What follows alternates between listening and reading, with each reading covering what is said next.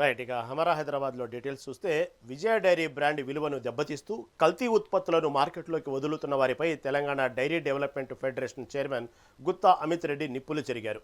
ఉమ్మడి రాష్ట్రంలో ప్రతిష్టాత్మకంగా ప్రారంభమైన విజయ డైరీ విభజన తర్వాత రెండుగా విడిపోయిన సంగతి తెలిసిందే.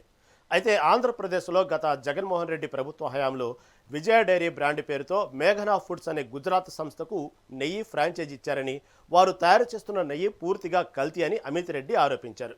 ల్యాబ్ రిపోర్టులో ఆ నెయ్యిలో వెజిటబుల్ ఆయిల్ కలిసినట్లు తేలిందని, ప్రైవేట్ వ్యక్తులకు బ్రాండ్ ఇవ్వడం వల్లే ఇలాంటి కల్తీలు జరుగుతున్నాయని ఆయన మండిపడ్డారు. తెలంగాణలో ఎవరైనా విజయ డైరీ పేరుతో నకిలీ లేదా కల్తీ ఉత్పత్తులను విక్రయిస్తే సహించేది లేదని, వారం రోజుల్లోగా అలాంటి విక్రయాలు నిలిపివేయాలని హెచ్చరించారు. లేని పక్షంలో క్రిమినల్ కేసులు నమోదు చేసి కఠిన చర్యలు తీసుకుంటామని స్పష్టం చేశారు.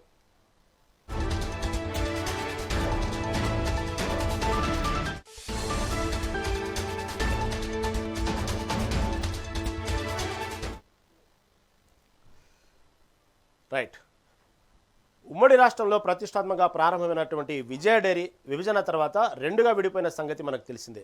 అయితే ఆంధ్రప్రదేశ్లో గత జగన్మోహన్ రెడ్డి ప్రభుత్వ హయాంలో విజయ డైరీ బ్రాండ్ పేరుతో మేఘనా ఫుడ్స్ అనే గుజరాత్ సంస్థకు నెయ్యి ఫ్రాంచైజీ ఇచ్చారు. ఇప్పుడు దీని మీద అనేక ఆరోపణలు వస్తున్నాయి. దీని గురించి మరింత సమాచారం మా ప్రతినిధి ఉషా అందిస్తారు. ఉషా, చెప్పండి, ఈ విజయ డైరీ మీద ఏదైతే ప్రస్తుతం విజయ డైరీ ఎవరైతే ఉన్నారో దానికి సంబంధించినటువంటి విషయంలో తెలంగాణలో ఈ ప్రోడక్ట్స్ ఇప్పటికిప్పుడు నిలిపివేయాలి, కల్తీకి సంబంధించిన ప్రోడక్ట్స్ మార్కెట్లో ఉన్నాయి, లేకపోతే ఇప్పటికిప్పుడు ఈ దందా గనక ఆగకపోతే కఠినమైన నిర్ణయాలు తీసుకుంటామంటూ ఇటు విజయ డైరీ ప్రకటించింది. దీని గురించి తాజా అప్డేట్ ఏంటి?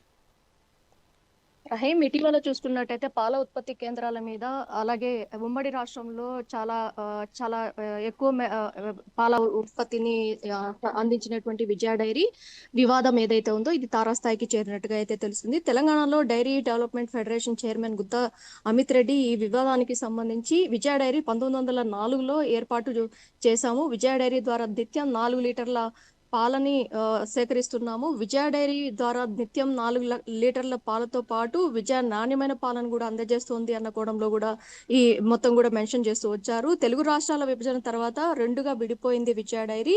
రైతుల ద్వారా పాల సేకరణ ఏపీ ఫెడరేషన్ పారదర్శకంగా చేయడం లేదు అన్న ఆరోపణలు అయితే చేశారు.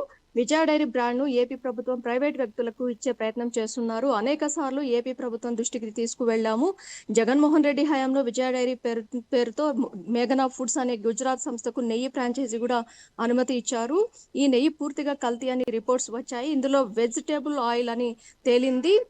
ఏదైతే కల్తీ నెయ్యి వాడకానికి సంబంధించి ఏపీ రాష్ట్రంలో ఇప్పటి వరకు కూడా ఈ ఇష్యూ ఇప్పటి వరకు కూడా సమస్య పోలేదు.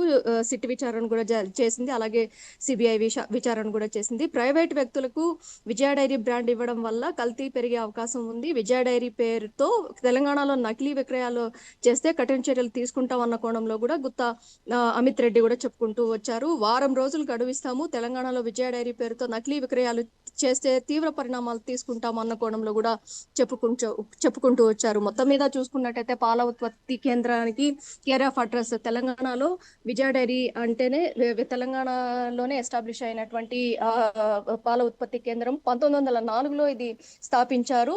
ఈ స్థాపించిన దగ్గర నుంచి కూడా ఎక్కడ కల్తీకి తావు లేకుండా నాణ్యమైనటువంటి పాలు ప్రతి పాడి రైతు నుంచి కూడా సేకరించినటువంటి పాల ద్వారా చేసినటువంటి సమృద్ధిగా ఉన్నటువంటి ఉత్పత్తి కేంద్రము. అలాంటిది ఇందులో కల్తీ జరిగినట్టయితే మాత్రం ఖచ్చితంగా కఠిన చర్యలు తీసుకుంటామన్న కోణంలోనే గుత్తా అమిత్ రెడ్డి ఈ స్టేట్మెంట్ అయితే ఇచ్చినట్టుగా అయితే తెలుస్తోంది. Rahim. Right Usha, right. Thank you for update.